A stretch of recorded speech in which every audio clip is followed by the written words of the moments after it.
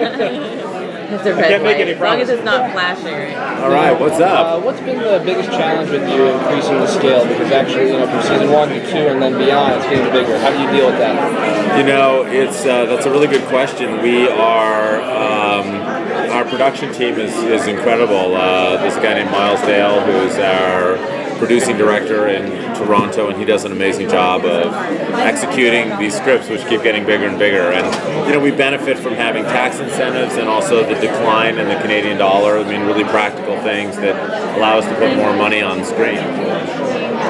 But we are definitely increasing the scope and the scale of the show. It's the first season was really about, are there really people turning into vampires? The second season is, everybody acknowledges they exist. Now the question is, what are we going to do about it? How are we going to stop them? How are we going to fight back? What can you think about the good vampires, or the seemingly good vampires?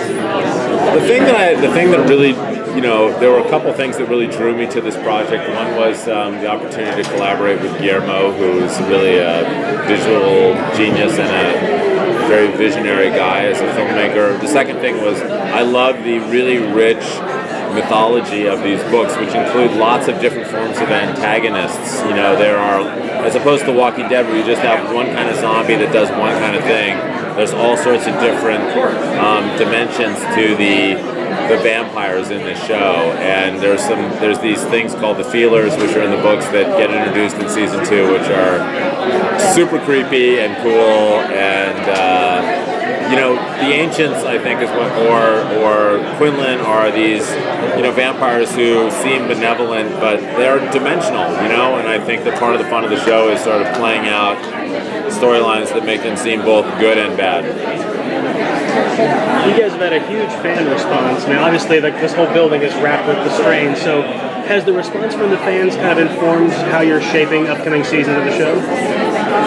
I think that it's really hard to, it's hard for me creatively to work backwards. I mean, the best thing I can do is sort of tell the story that I myself would most want to watch, and hope that other people want to watch it. So the fan response is enormously gratifying because, I don't think you can sort of reverse engineer storytelling, but I'm very happy that the storytelling that we all collectively are doing together on the show seems to be landing for people, and that people really like the show. It was the #1 new cable show of last year, and I'm hoping that it's, I think the second season is even better. So hopefully that'll be a real positive step forward for the show.